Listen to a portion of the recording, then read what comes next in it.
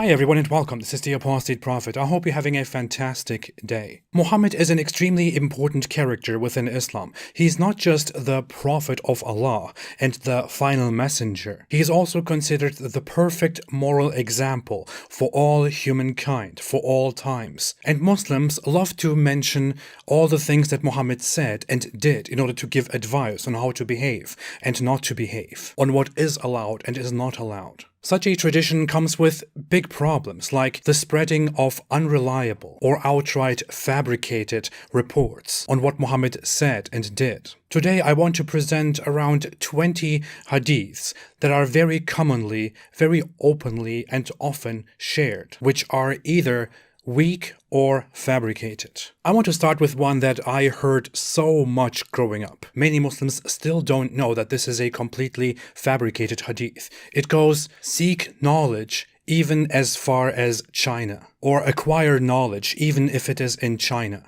This is something that you hear so often in the Muslim world. They say learning things is very important, making yourself wiser is very important, because the Holy Prophet said, acquire knowledge even if you have to go to China. The reality of this is that such a quote doesn't exist. It only appears in later sources and in no reliable book of hadiths, with no witnesses, no transmitters that lead back to Muhammad. Muhammad probably would have never mentioned China. Together with this, there are two hadiths that also need to be mentioned. One of them is, "Seek knowledge from the cradle to the grave." This one is also shared quite often. This is also fake, doesn't exist. And another one is, "Seeking knowledge is a duty upon every Muslim." Now this one appears in one source and is called by some scholars authentic, but there is only one single such source for this hadith. The next example is, "The ink of a scholar is holier than the blood of a martyr." Scholars are more important than martyrs. Unfortunately, this hadith too is not a real Muhammad quote. Yet another very related example is this hadith, "To think for an hour is better than to be engaged in worship for a period of 60 years. This one again is non-existent. Muhammad never said it. One hadith is often mentioned by some Muslims to point out that diversity of opinions within the Muslim community is actually good. The quote goes, "Disagreement among my ummah, my community, is a source of mercy." This quote is also false. It doesn't exist.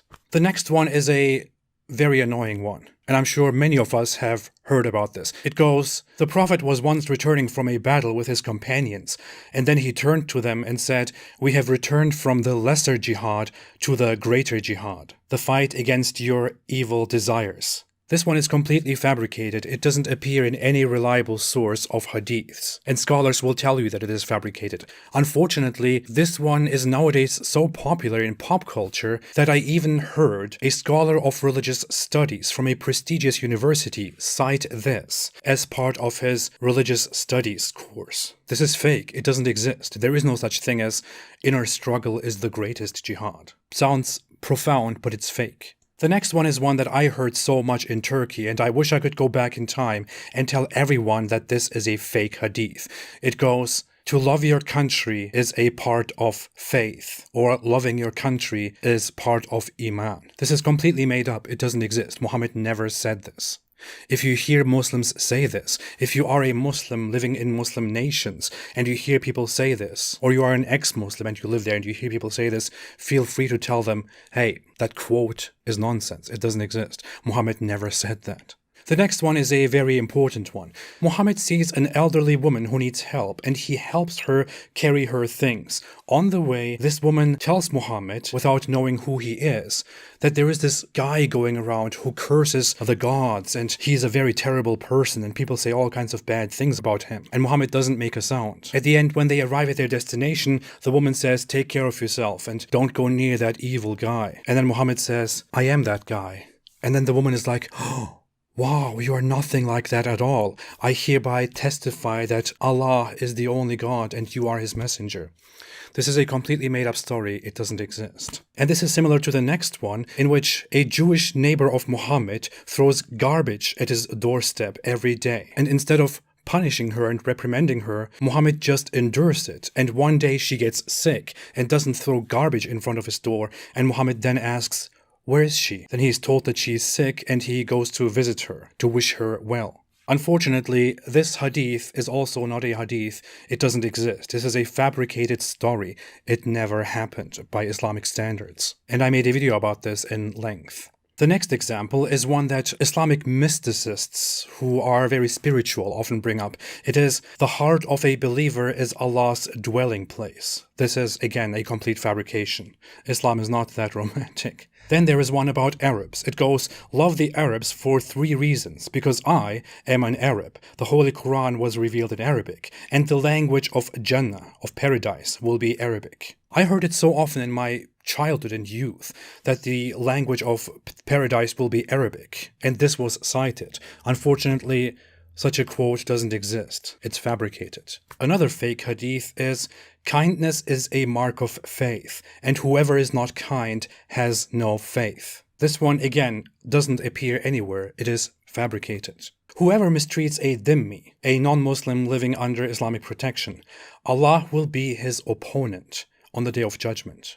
This is one that is brought up to show how terrible and bad it is to harm and mistreat and oppress non-Muslim minorities within an Islamic society. Unfortunately, this hadith doesn't exist. Now the next one is one that even people like Hamza Tzortzis, Muslim apologist, and others quote occasionally in order to explain to us that the golden rule also exists within Islam. They say that Muhammad said, love for humanity what you love for yourself. The words love for humanity what you love for yourself do not exist in any authentic report that leads back to Muhammad. What does exist is Muhammad saying that you should love for your brother or your neighbor what you love for yourself. The Quran is very clear on the idea that Muslims are brothers of each other, the others are not. And Allah dislikes, does not love the disbelievers according to the Quran. And Muslims are supposed to love what Allah loves and dislike what Allah dislikes, or hate what Allah hates. The next supposed hadith is one that concerns the treatment of women. According to a certain claim, Muhammad said that only a noble man treats women honorably, and only an ignorant man treats women dishonorably or disgracefully. As nice as it sounds, this is a fake hadith. It doesn't exist. The next one is similar. It is about how to treat others. It goes, what actions are most excellent? To gladden the heart of human beings, to feed the hungry, to help the afflicted, to lighten the sorrow of the sorrowful, and to remove the sufferings of the injured. This hadith supposedly comes from Sahih Bukhari. It was quoted in pop culture, including by celebrities. Unfortunately, in Sahih Bukhari, such a hadith does not exist. This quote altogether doesn't exist anywhere. Then we have a narration about Omar, Muhammad's very close advisor. This is not a direct quote of Muhammad, but it's very related and very necessary to mention. According to a certain report, Muhammad's advisor and close friend and second caliph Omar, in the pre-Islamic era, buried his daughter alive. And when he was there, digging her grave, dust fell on his beard, and then his daughter, who was supposed to be buried, wiped the dust off his beard, upon which he became very emotional and cried.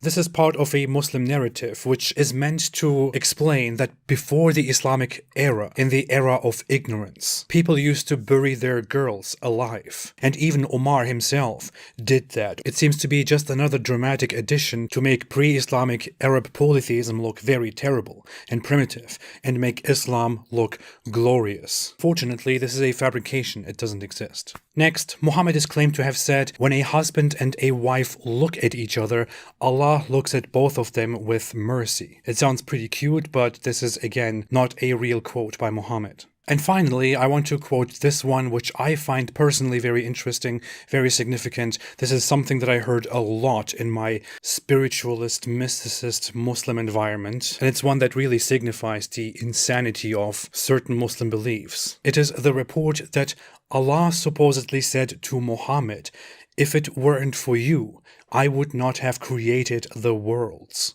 I learned in my past, in my youth, that this is real. And back then I thought, wait a minute, there's something off with this. Allah creates everything and everyone, but He creates all the worlds because of Muhammad, who is also His own creation.